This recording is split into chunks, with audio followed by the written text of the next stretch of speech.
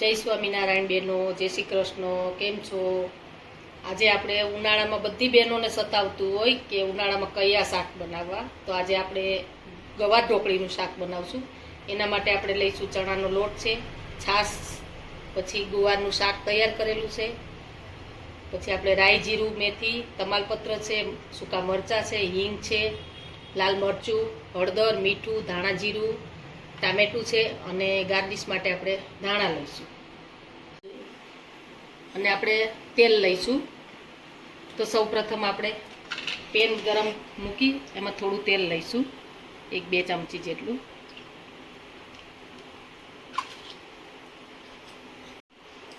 તેલ ગરમ થઈ ગયું છે, એમાં આપણે એક ચપટી એક જ રાઈ, જીરું અને મેથી મૂકીશું અને એક ચપટી આપણે હિંગ મૂકીશું.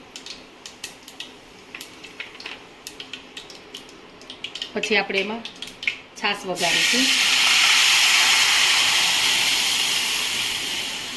છાશ થોડી ખાટી લેવાની એટલે ટેસ્ટ સારો આવશે. એમાં આપણે અડધી ચમચી હળદર નાખીશું.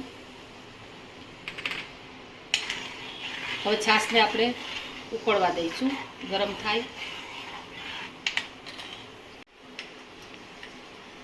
સ્વાદ પ્રમાણે મીઠું નાખીશું, છાશના ભાગનું, આપણે ઢોકળીના ભાગનું.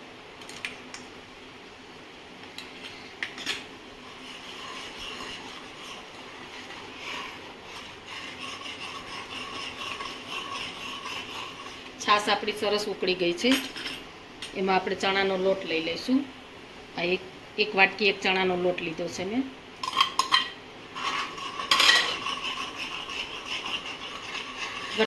ગઠ્ઠા ના પડે એના માટે આપણે સરસ બેટરને હલાવી અને સ્મૂથ કરીશું, એટલે આપણી ઢોકળી સરસ થાય. અને તમે છાશમાં વઘારશો ને તો ઢોકળીનો ટેસ્ટ ખૂબ સરસ આવશે.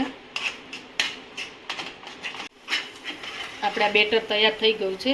એમાં આપણે 1 ચમચી જેટલું તેલ નાખીશું, એટલે ઢોકળી છે ને આપણી સરસ થશે. આપણે આ ઢોકળીનું બેટર રેડી છે. આપણે થાળીમાં ઠારી દઈશું.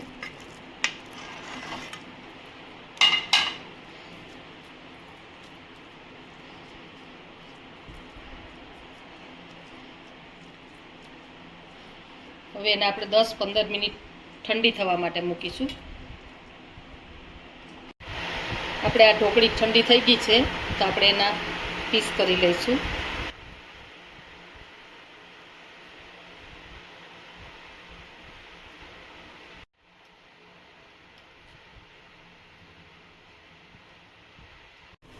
જો આપણી ઢોકળી તૈયાર થઈ ગઈ છે, આપણે પીસ કરીને તૈયાર રાખ્યા. હવે આપણે પેન ગરમ થઈ ગયું છે, એમાં આપણે તેલ લઈશું. થોડું 2-3 ચમચા જેટલું તેલ લેવાનું. હવે આપણું તેલ ગરમ થઈ ગયું છે, એમાં આપણે અડધી ચમચી રાઈ, જીરુંનો વઘાર કરીશું. આ એક તમાલપત્ર છે એ મૂકીશું. 2 નંગ સૂકા મરચાં છે લાલ, અડધી ચમચી હિંગ છે,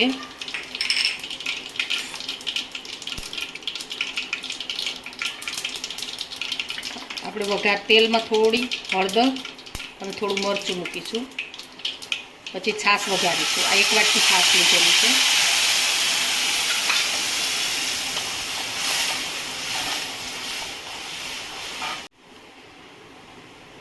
આ ધાણા જીરું છે 1 ચમચી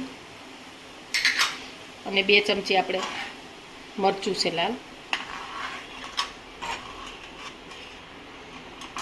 છાશના ભાગનું આપણે મીઠું છે, કારણ કે આપણે ઢોકળીમાં મીઠું લીધું છે, શાકમાં છે મીઠું,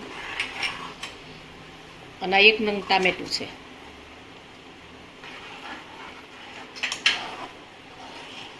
હવે આને 5 મિનિટ આપણે ઉકળવા દઈશું. આપણે ઉકળી ગયું છે. એની અંદર આપણે ઢોકળી બનાવેલી છે, ઢોકળી મૂકી દઈશું.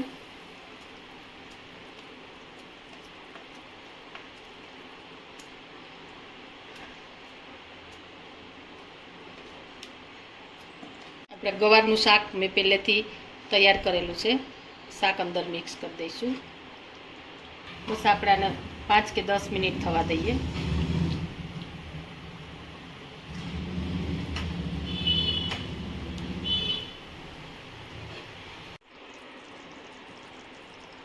આપણે ગવાર ઢોકળીનું શાક રેડી છે. એમાં થોડી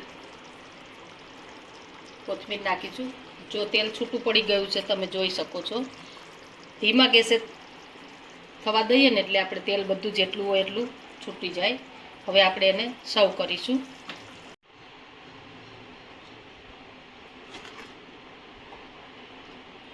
બહુ સરસ બને છે.